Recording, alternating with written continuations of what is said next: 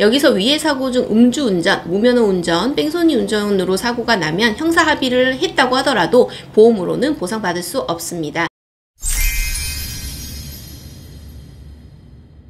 안녕하세요. 숨은 보험금을 찾아드리는 손해사정사들입니다.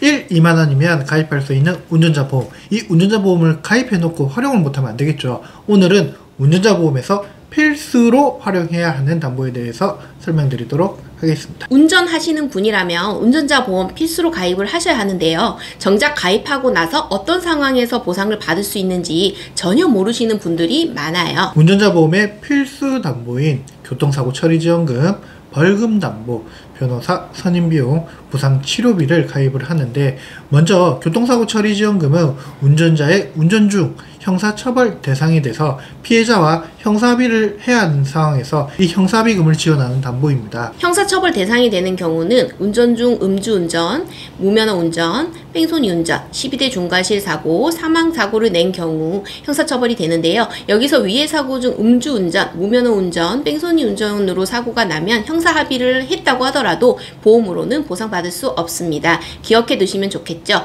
음주, 무면허, 뺑소니, 무, 뺑. 위해 사고를 제외하고 사고 유형에 따라서 형사합의금을 지원하여 주는데, 최근 보험 기준으로 피해자 사망 시 2억, 중상해 사고 시 2억, 12대 중과실 사고 시 2천에서 1억 5천을 형사합의금으로 지원을 해줍니다. 사실 이 큰 금액을 한 번에 마련하기가 쉬운 일이 아닌데, 운전자 보험이 없다면 가해자, 피해자 모두에게 피해가 갑니다. 그러니 운전하시는 분은 꼭 가입하시길 바랍니다. 다음은 변호사 선임 비용인데요. 이 담보를 활용을 잘 하셔야 합니다. 앞에 형사처벌 대상이 되는 사고가 나면 경찰에 사고 접수가 되고 검찰에 송치가 되어 공소제기가 되고 재판에 일련의 과정이 있을 건데, 변호사 선임비 담보를 활용하시면 부담 없이 법률 전문가를 선임하실 수가 있습니다.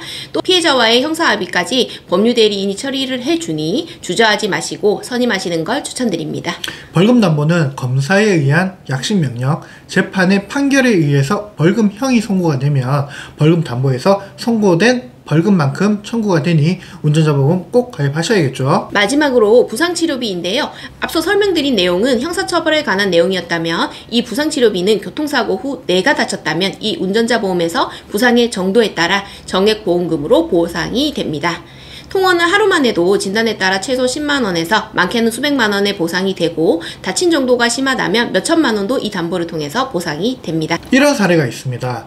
속도 위반으로 상대방이 크게 다치는 교통사고가 났는데 본인이 운전자 보험이 가입되어 있는지도 모른 채 재판에 출석하셨던 고객입니다. 이 고객이 판사님께 굉장히 크게 혼났다고 하더라고요.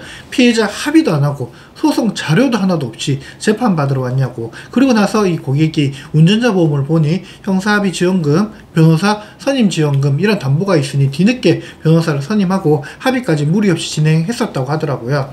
저희가 매번 드리는 이야기가 있죠. 모르면 못 받는다. 네, 오늘은 운전하시는 분이라면 필수로 가입해야 하는 운전자 보험에 대해서 설명을 드렸습니다. 보험 읽어주는 저희 손해사정사들 TV 구독하셔서 숨은 보험금 발견하시기 바랍니다. 오늘도 시청해주셔서 감사합니다.